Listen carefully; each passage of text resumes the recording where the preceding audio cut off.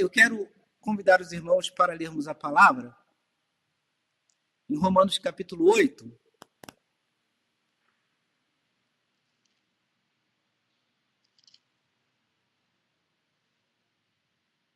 Romanos capítulo 8, leremos apenas o versículo 7 para a nossa meditação nessa noite. Como já mencionado pelo nosso querido pastor, né, estamos falando aí sobre os pontos do calvinismo e, pela graça de Deus, a minha responsabilidade é falar sobre a depravação total.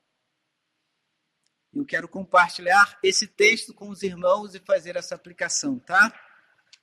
Romanos capítulo 8, versículo 7.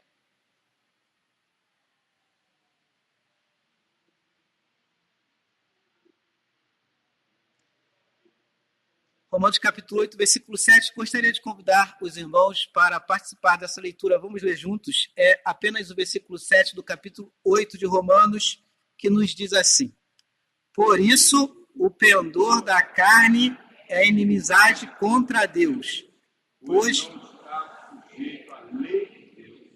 nem pode. Quase toda religião ou quase toda filosofia humana, se eu não posso falar toda, né, mas quase toda religião ou quase toda filosofia humana, exceto o cristianismo fiel às escrituras sagradas, tem sustentado que o homem é basicamente bom e ele possui um estado de aperfeiçoamento, né? Ele pode aperfeiçoar seu ser por meio dos seus próprios esforços, né? Alguns aqui conhecem, alguns se lembram, né?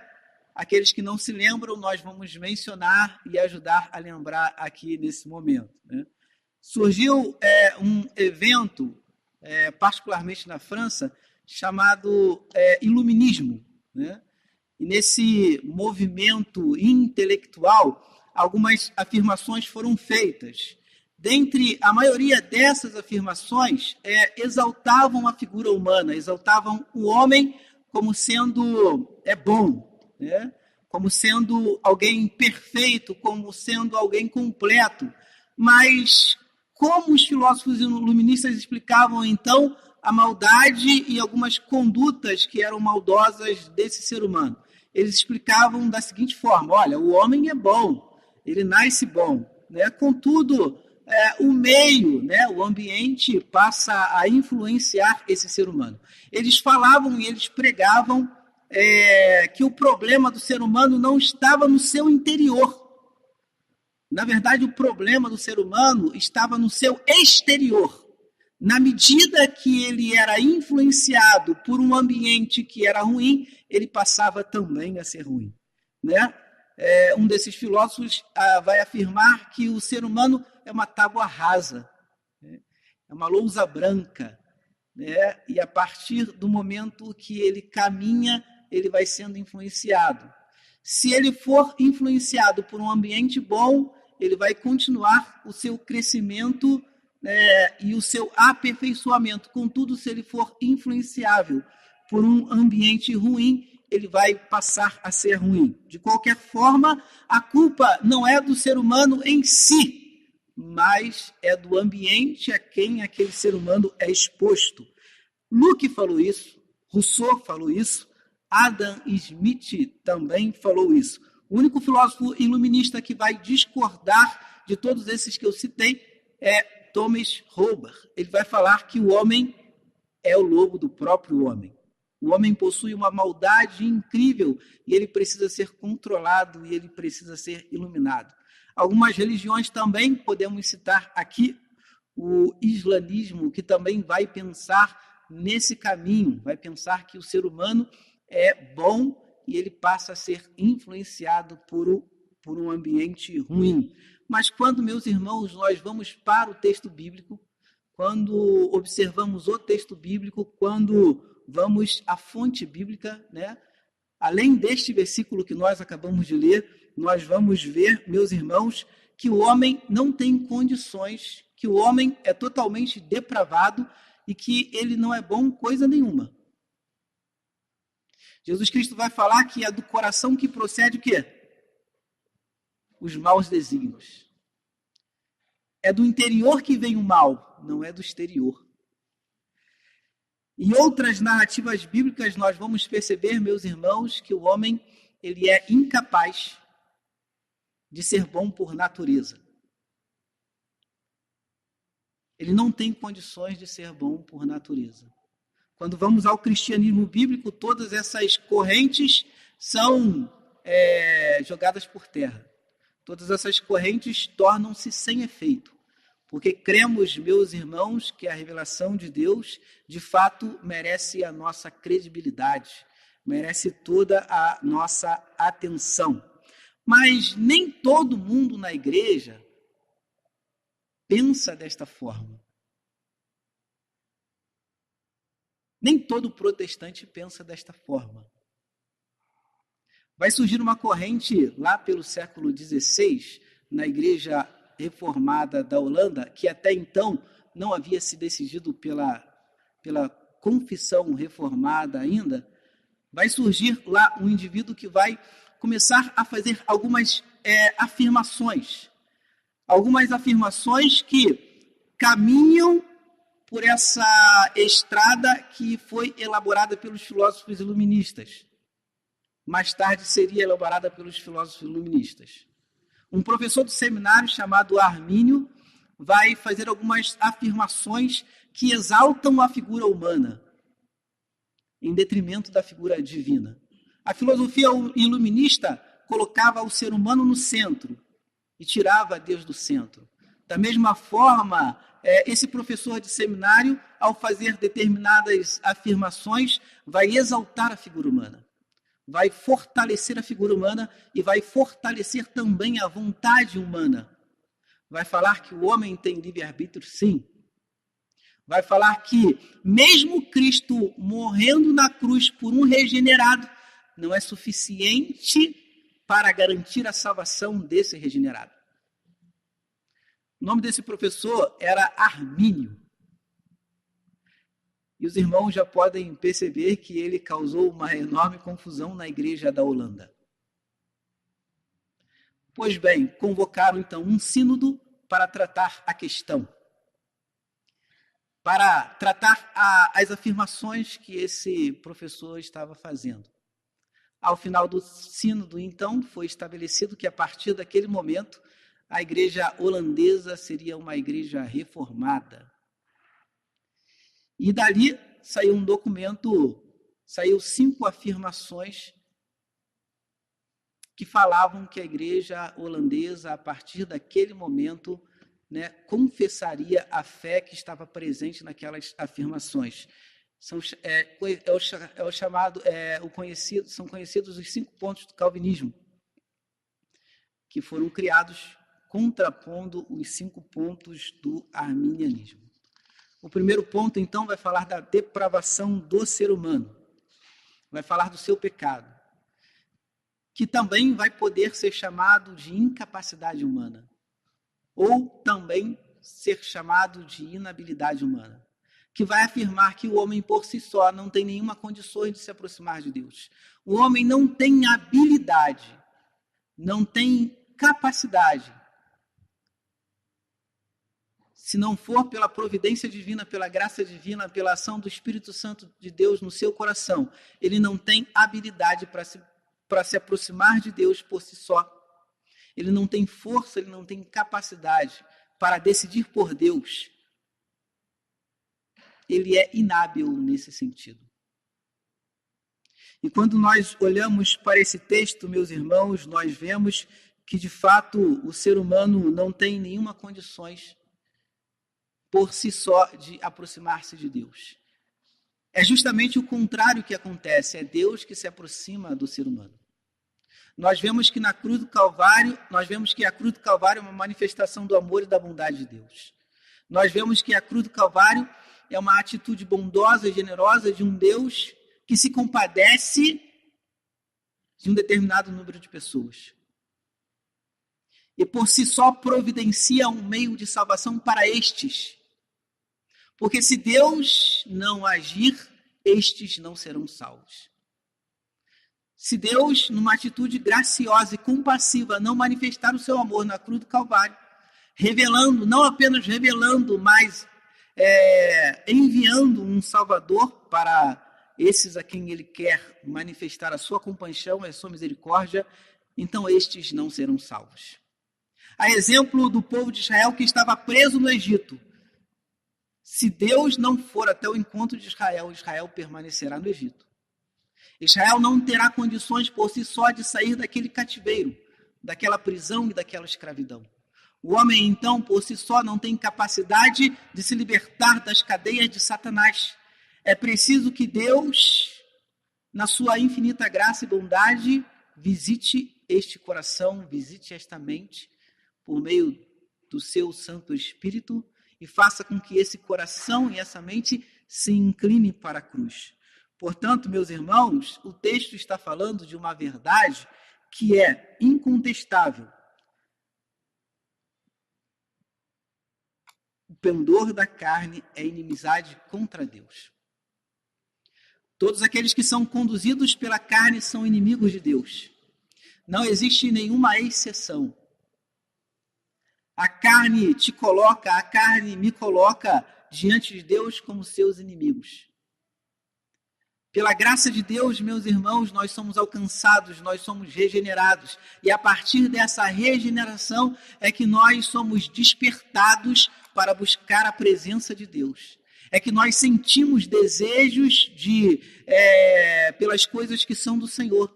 É a partir da regeneração e da obra que o Espírito Santo de Deus faz no nosso coração e na nossa mente, é que a gente começa a pensar nas coisas que são do Espírito. Porque se Deus nos deixar conforme nós estamos, permaneceremos do jeito que estamos. Permaneceremos inimigos de Deus. Porque esta verdade é incontestável. É uma verdade que filosofia humana nenhuma, que ensinamento nenhum, que qualquer outra afirmação que queira tomar para si como verdade pode contradizer aquilo que o texto está falando. Todos aqueles que são conduzidos pela carne são, de fato, inimigos de Deus. Deus não tem amizade por aqueles que são direcionados pela carne. E a única possibilidade, meus irmãos, de reverter esse processo é a graça de Deus nos visitando. É a bondade de Deus nos visitando. Porque, como mencionamos e falamos, não temos capacidade, não temos habilidade por si só para nos livrarmos dessa cadeia. Seremos eternamente escravos se Deus não nos visitar. Permaneceremos para sempre no Egito, se Deus não nos visitar com a sua graça. E a graça de Deus, quando nos visita e quando visita o nosso coração, quando a bondade de Deus visita o nosso coração, aí que nós enxergamos de fato quanto depravado nós somos. Quanto mais somos envolvidos pelo amor de Deus, mais enxergamos a nós mesmos. Mais olhamos para nós sem sermos influenciados pelo nosso pecado. Conseguimos enxergar, meus irmãos, que tipo de pessoa e que tipo de ser humano que nós somos. É assim com alguns personagens bíblicos, né? Olha Davi. Quanto mais Davi se envolve com a graça, quanto mais Davi se envolve com a pessoa de Deus, com a presença de Deus, mais ele enxerga quem ele é, mais ele sabe quem ele é, e mais ele se debruça diante de Deus em confissão, porque ele enxerga a sua própria natureza. Quanto mais nos envolvemos com Deus, meus irmãos, mais enxergamos quem a gente é. Assim também foi com Paulo, quando ele faz a afirmação nos capítulos anteriores: miserável o homem que eu sou, porque a sua vontade é traída pelos seus desejos pecaminosos. Porque gradativamente o apóstolo Paulo, embora conheça a verdade e queira praticar aquilo que é verdade, muitas vezes a sua vontade o trai, e a inclinação que existe dentro do coração dele, que é uma inclinação pecaminosa, acaba influenciando a vontade dele e ele acaba pecando mesmo conhecendo a verdade. Se nós tomarmos por testemunha a nossa própria consciência, podemos nos apropriar com muita propriedade da experiência do apóstolo Paulo e entender que também somos miseráveis, porque na nossa caminhada cristã, diariamente, nossa vontade é influenciada e atraída. E aí, pecamos contra o nosso Deus.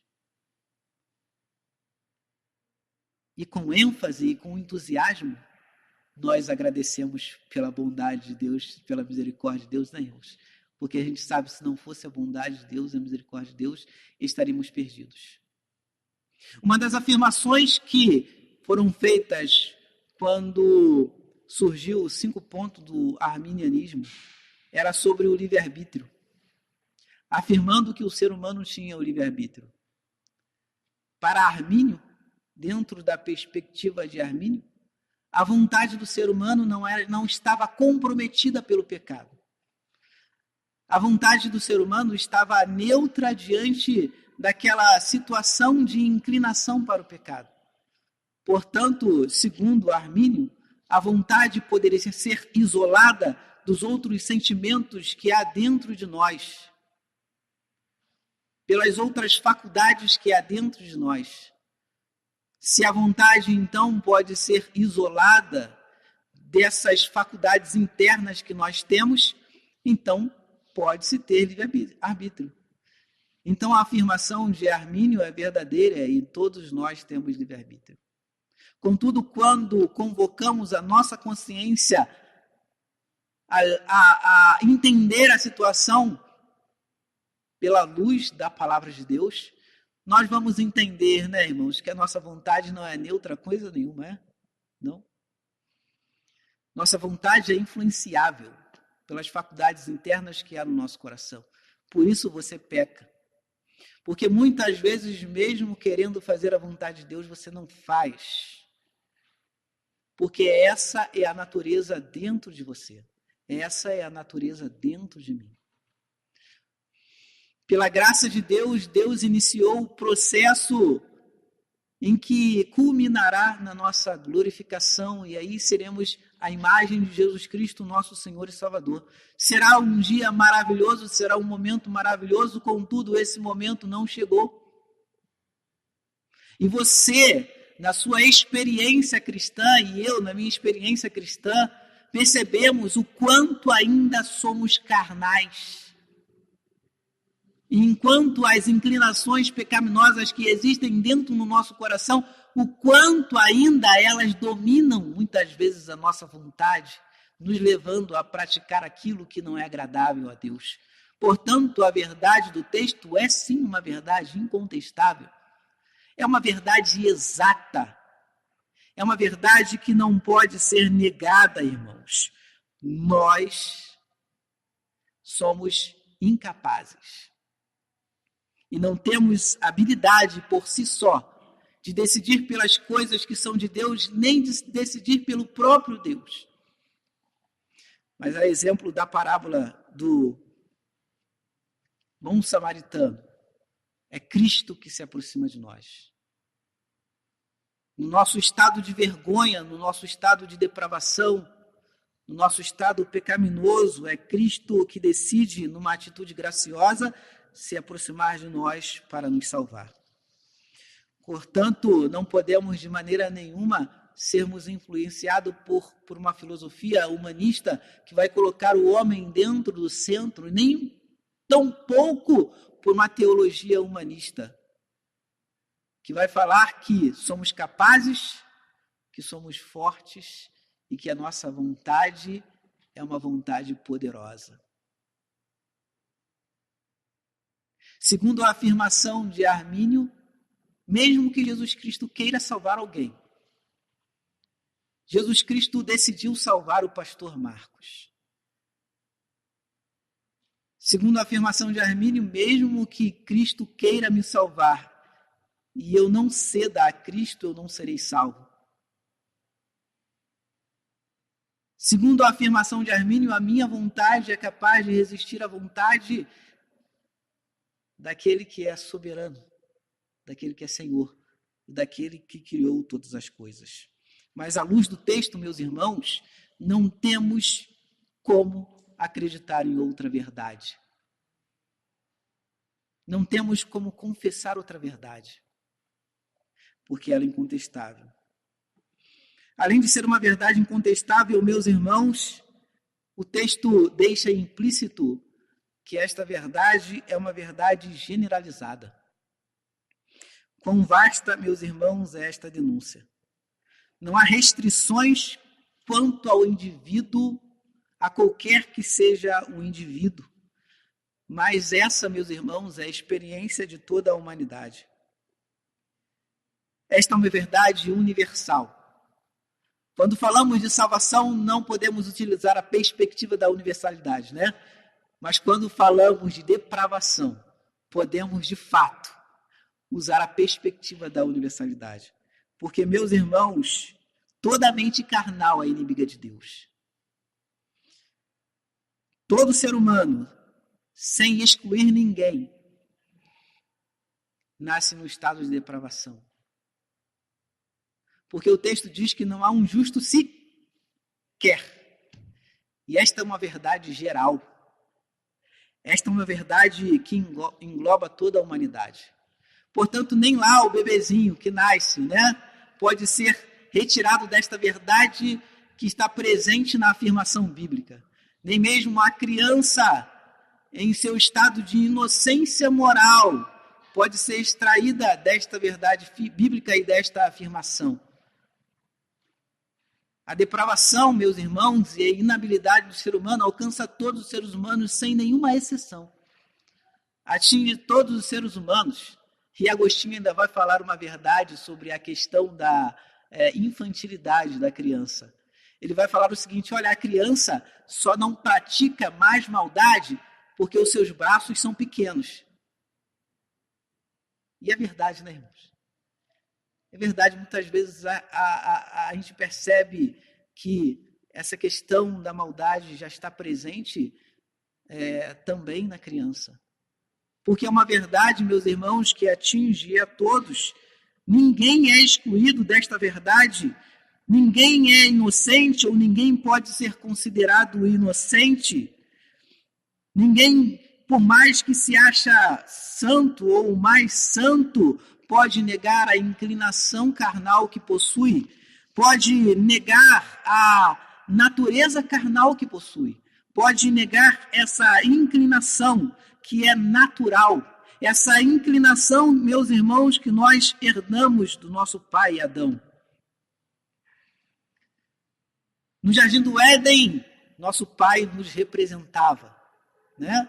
No Jardim do Éden, nosso pai e nossa mãe nos representavam. Todos nós estávamos representados ali em Adão e na sua esposa, Eva. Portanto, quando Adão cai, todos caem. Portanto, quando Adão peca, todos pecam.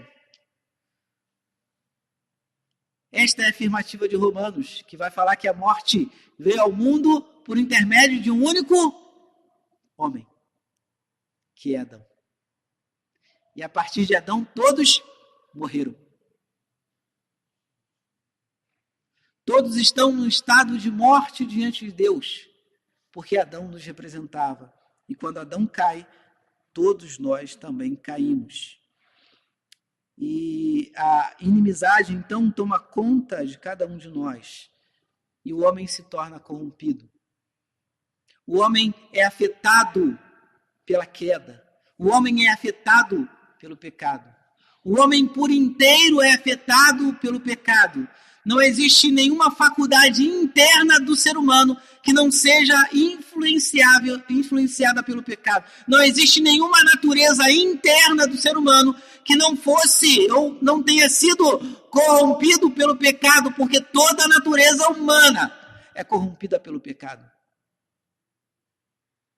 E algumas pessoas influenciadas por parte da filosofia grega vai pensar que a alma não peca. Olha, a alma não peca porque a alma é imaterial, ela não peca. Mas quando olhamos para a verdade bíblica, irmãos, nós vemos em Ezequiel que toda alma que pecar, então a alma também peca. Não é só o corpo físico que peca, não, a alma também peca. Daí a necessidade, meus irmãos, da regeneração tanto da alma quanto também do corpo.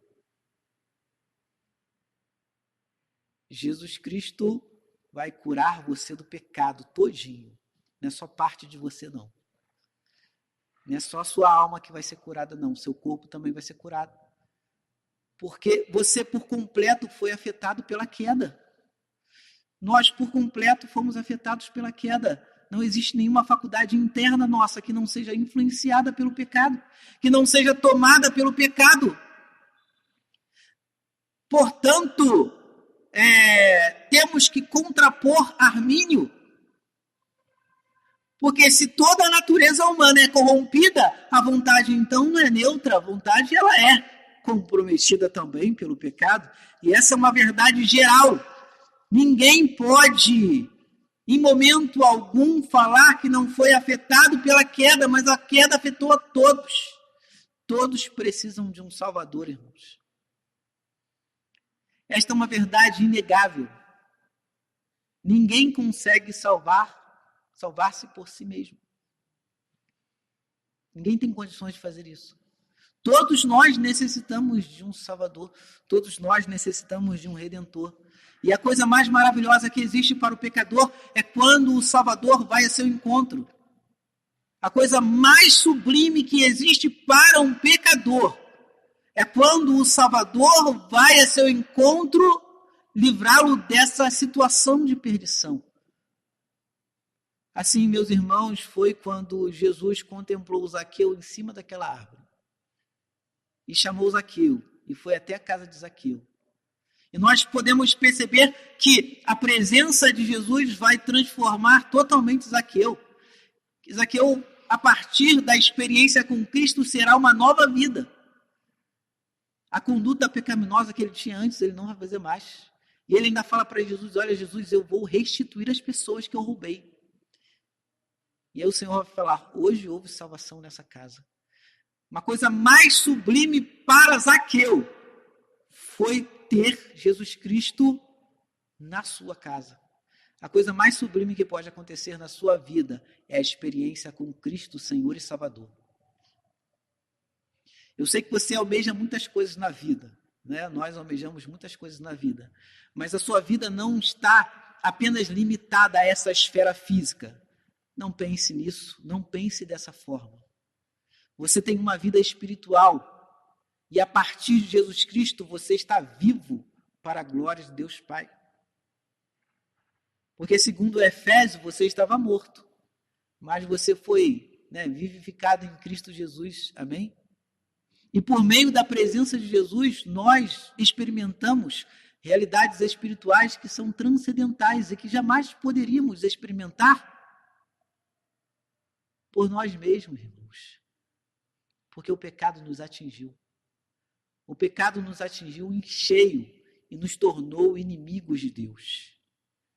Mas Deus, na sua infinita graça, virá até ao nosso encontro por meio de Jesus Cristo, né? E aí a amizade vai embora, a inimizade vai embora, né?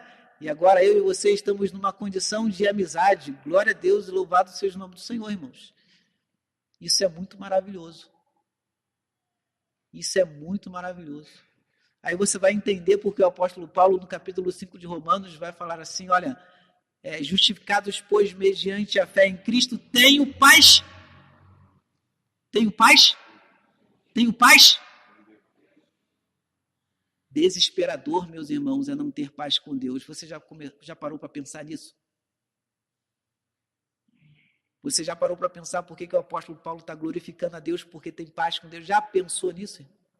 Já pensou a ira de Deus sobre você? Já pensou a inimizade de Deus sobre você? Já pensou um sentimento de raiva de Deus sobre a tua vida? Você não precisa pensar, porque Jesus Cristo alcançou você e alcançou a sua vida. Mas deve ser desesperador, né, irmãos? Esse mal geral nos colocava como inimigos diante do nosso Deus. Então, há uma verdade incontestável e há uma verdade universal que atinge toda a humanidade, seja ela quem for.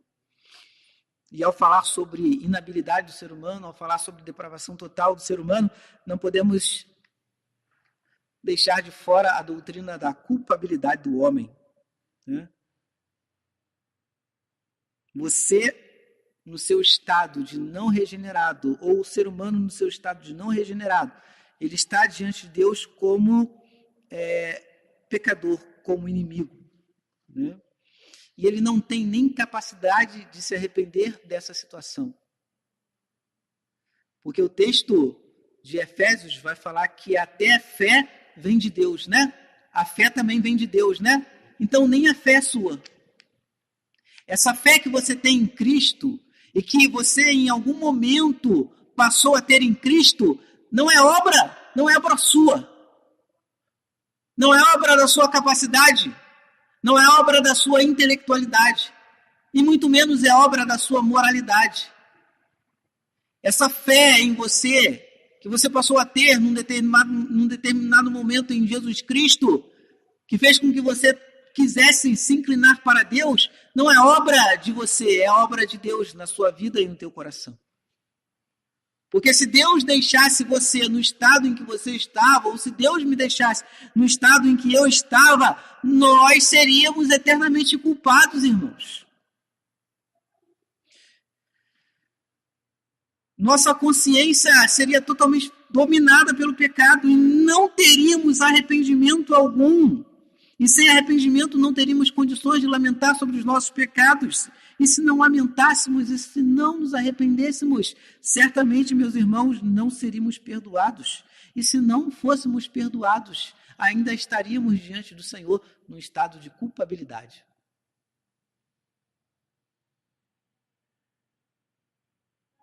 Mas todo esse processo que começou pela visita ao Espírito Santo ao teu coração, culminou no perdão do teu pecado, no perdão do meu pecado.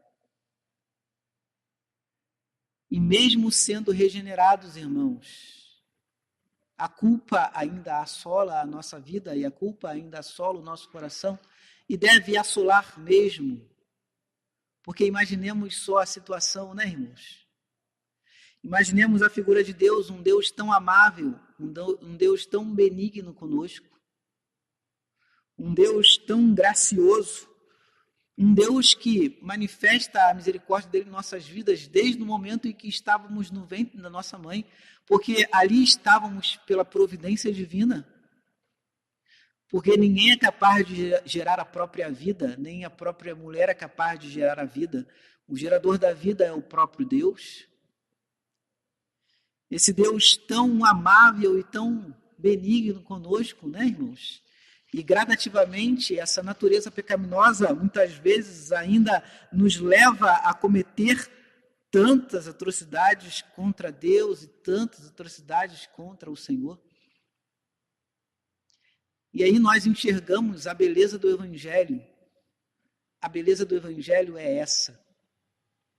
A sua culpa não será cobrada de você, porque alguém assumiu a culpa por você. A beleza do Evangelho é sabermos, meus irmãos, que dada a nossa condição, não temos mérito algum na nossa salvação. Não temos nenhum mérito no nosso processo salvífico. E o nosso processo salvífico é realizado em sua totalidade por Deus. E em nenhum momento sequer você contribui para que o processo salvífico seja aplicado na sua vida ou aconteça na sua vida em nenhum momento. Deus é o agente único da salvação. Único. E quando ele diz, eu sou o Redentor,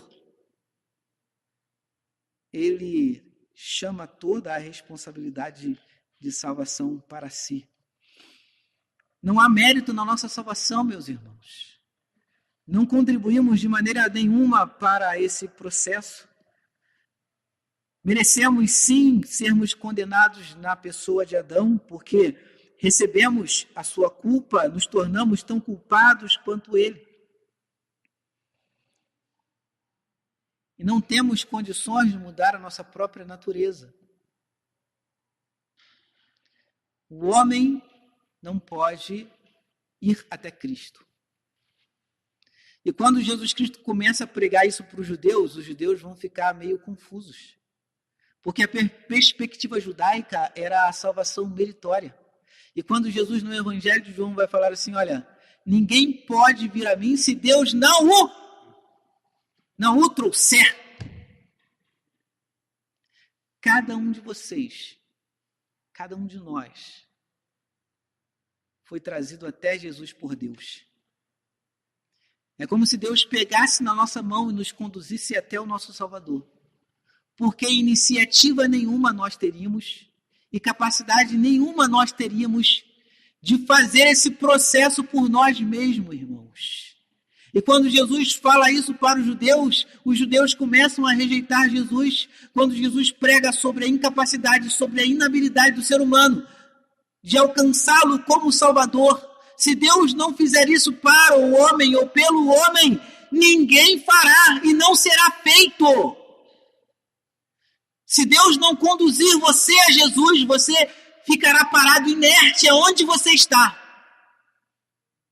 Perdido no seu próprio pecado e perdido na sua própria condição pecaminosa. Você precisa ter a sua natureza mudada, a sua natureza transformada, mas de fato você não tem condições de fazer isso. Nós não temos condições de fazer isso, mas somente a graça de Deus é a nossa esperança, irmãos. Somente a graça de Deus é a esperança do homem. Porque qual é o abutre que pode se comportar como pomba? Né? Existe isso. Um abutre pode ter o mesmo comportamento de uma pomba? Não pode. Porque a sua natureza é dada a coisas estragadas e ruins. A natureza humana, meus irmãos, é dada a coisas ruins. E o mal está lá dentro. Por isso Jesus fala, do coração é que procede os maus desígnios. O problema não é externamente, o problema é internamente. E esse problema só trata quem é alvo da graça de Deus. Esse problema só é tratado por Deus, esse problema só é tratado por Jesus. Só existe uma solução para o pecado do homem. E essa solução é Jesus Cristo, irmãos. Não existe nenhuma outra solução. Se Jesus Cristo não for até o moribundo vai continuar sendo moribundo. E vai ficar lá jogado na sarjeta. Porque ele não vai ter condição de levantar-se e ir até o Salvador. É Deus quem vem ao nosso encontro, né? E a beleza do Evangelho está justamente nesta verdade. De uma maneira que nós não podemos explicar e não sabemos explicar, irmãos. Deus se sente atraído por nós. Em Deuteronômio ele vai falar a Israel, olha, não foi por vocês serem um povo grandioso que eu senti afeição por vocês. Eu senti afeição por vocês porque eu amei vocês. E quando eu amei vocês, então me aproximei de vocês. A mesma verdade pode ser aplicada na minha e na sua vida, irmãos. Não havia nenhuma beleza em você que pudesse atrair Deus a você. Não existe nenhum mérito em nós, não existe nenhuma qualidade em nós que chame a atenção de Deus ou que torne você digno de receber uma graça de Deus ou uma benevolência de Deus. Mas a razão de Deus salvar você não está em você. E a razão de Deus me salvar não está em mim. A razão de Deus nos salvar está nele mesmo. Está na sua pessoa. Porque ele olha para você com um olhar compassivo e misericordioso. E de uma maneira inexplicável, ele ama você. E ao amar você, então ele decide agir na sua vida. E livrar você dessa realidade tão desesperadora, que é morrer em seu pecado. A pior coisa que pode acontecer para o homem, meus irmãos, é morrer no seu pecado. Essa é a pior desgraça que pode acontecer para o homem. Eu sei que nós queremos fazer muitas coisas na vida e temos muitos planos na vida e queremos, né, realizar muitas coisas na vida, né? Mas se você ainda continuar com o seu carro velho e com a sua casa humilde, não se desespere. Se você ainda continuar com o seu soldo humilde, não fique triste. Porque a pior desgraça para o ser humano não é passar nessa vida com poucos recursos financeiros. A pior desgraça para o ser humano está lá presente em Romanos, quando o texto vai tratar do homossexualismo. Quando o texto vai falar que aqueles homens conheciam a verdade, sabiam da verdade, e mesmo assim se davam a relações homossexuais. No contexto da narrativa, Deus vai falar para eles: olha, tudo bem, vocês querem cometer esse pecado, vocês cometam esse pecado. É claro que eu estou parafraseando, o texto não diz assim. Vocês querem cometer esse pecado, vocês cometam esse pecado. Sabe o que eu vou fazer? Nada. Vou deixar vocês aí morrerem no pecado de vocês. Eu não vou fazer nada.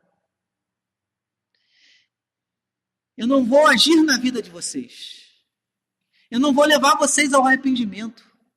Eu não vou salvar vocês. Eu simplesmente não vou fazer nada. A pior desgraça, meus irmãos, para o homem é quando Deus não se interessa por ele. E quando Deus permanece sem fazer nada diante da sua natureza terrível, pecaminosa, que vai condenar ele.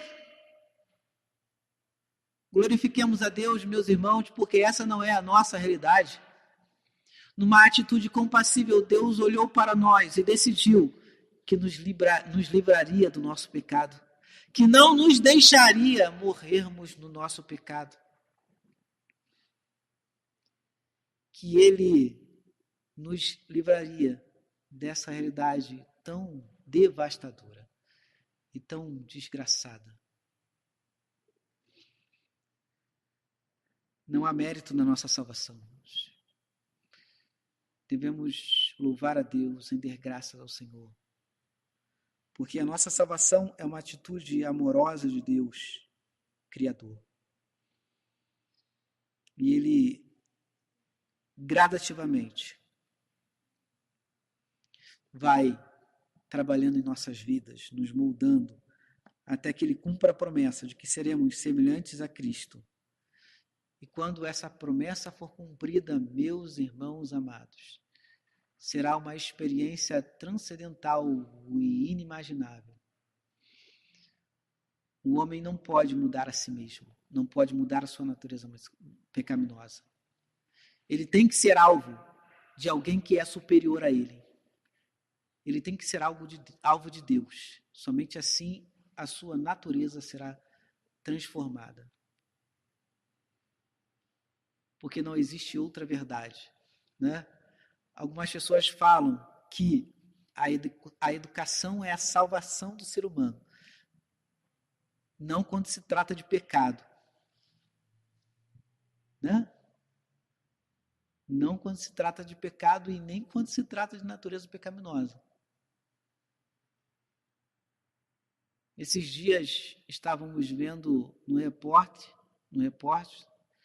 um médico que estava sendo preso porque estuprava suas pacientes. Quando se trata de pecado, educação não é a solução. Quando se trata de pecado, natureza pecaminosa, Jesus é a única solução. Ele é o único capaz de transformar o ser humano de dentro para fora. E arrebatar o ser humano desta condição tão terrível.